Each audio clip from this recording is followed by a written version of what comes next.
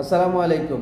UAE transfer visa কবে খুলবে, visit visa কবে খুলবে, কবেই বা দেশ থেকে মানুষ আসতে পারবে, এ নিয়ে অনেক প্রশ্ন করতেছেন। আজকের ভিডিওতে এই বিষয়টা নিয়ে আলোচনা করব, কবে আমাদের ভিজিট ভিসা ট্রান্সফার ভিসা খুলবে, এবং সাথে আলোচনা করব যাদের এক নামে পাসপোর্ট তারা কি ভিসা করতে পারবেন, না করতে পারলে আপনাদের করণীয় কি, এই দুটোটা বিষয় নিয়ে আজকের ভিডিওতে আলোচনা করব। আশা করব সম্পূর্ণ ভিডিওটি দেখবেন। সম্পূর্ণ ভিডিওটি দেখলে আপনাদের অনেকের প্রশ্নের জবাব পেয়ে যাবেন এবং কি আপনাদের অনেক উপকার হবে। তো ভিডিওটি সম্পূর্ণ না টেনেই দেখবেন।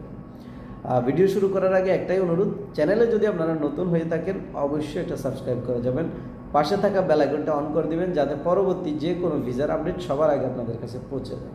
তো চলুন ভিডিও শুরু করি। প্রথমেই শুরু করি বাংলাদেশের ভিসা কবে খুলবে, ট্রান্সফার ভিসা কবে খুলবে, ভিজিট ভিসা কবে খুলবে। প্রথমত এগুলো এখনো পর্যন্ত বন্ধ। এখন অনেকে প্রশ্ন করতেছেন কবে খুলবে।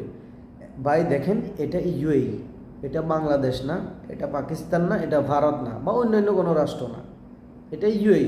এখানে কানুন কখন কি হবে সেটা একমাত্র গভর্নমেন্টই জানে। যারা পরিকল্পনা করে তারাই জানে, যারা আইন প্রণয়ন করে তারাই জানে যে আগামীকাল কোন আইনটা হবে। এটা কারো খবরও নাই, কারো নাই যে আগামীকাল এটা হতে পারে। যখন তারা যেটা ডিসিশন দিবে তখন সেটা হবে। এখানে অনেক ট্রাফিং বা ট্রাভেলস হয়তো বলতেছে ভাই এ মাসে খুলবে, আগামী মাসে খুলবে, 2 মাস পরে খুলবে। এটা সম্পূর্ণ ভাই ভুয়া কথা।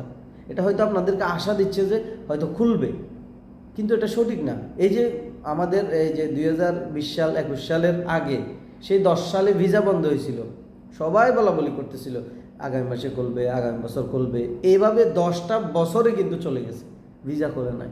এটা হয়তো একদিনেও খুলতে পারে, আগামীকাল থেকেও খুলতে পারে, অথবা আগামী 10 বছরও নাও খুলতে পারে। এটা আসলে কারো বলা মানে বলতে পারবে না যে আগামীকাল থেকে খুলবে। তবে কিছু আলামত থাকে যে হয়তো খুলতে পারে, এই ধরনের কথা বলছে। যেমন অ্যামনেস্টি আসছে, অ্যামনেস্টিতে সবাই ধারণা করছে যে ট্রান্সফার ভিসা হবে বা ট্রান্সফারটা চালু করে দিবে, সবাই ট্রান্সফার করতে পারবে। সবার ট্রান্সফার কিন্তু খোলা আছে, শুধু বাঙালি পাকিস্তানের জন্য এটা, ঠিক আছে। কিন্তু এই ধারণাটাও ভুল হয়েছে যে অ্যামনেস্টির মধ্যে এখনো পর্যন্ত ট্রান্সফারটা খোলা নাই, ঠিক আছে। তো যারাই আসতে চাচ্ছেন বা যারাই ভিসার জন্য বলতেছেন ট্রান্সফার ভিসা কবে খুলবে, ভিজিট ভিসা কবে খুলবে, তাদের উদ্দেশ্যে একটা কথাই, ওয়েট করেন, ধৈর্য ধরেন, হয়তো খুলতে পারে, এটা শিওর না। ওনাদের যখনই দিলে রহম আসবে, যেটা খোলা উচিত বাঙালিদের জন্য, তখন তারা খুলে দেবে এবং কি সবাই জানতে পারবেন, আমার আইডি থেকেও জানতে পারবেন ইনশাল্লাহ। ফ্যামিলি ভিসার ক্ষেত্রে তবে ফ্যামিলি ভিসাটা ঠিক হয়ে যাবে আশা করি।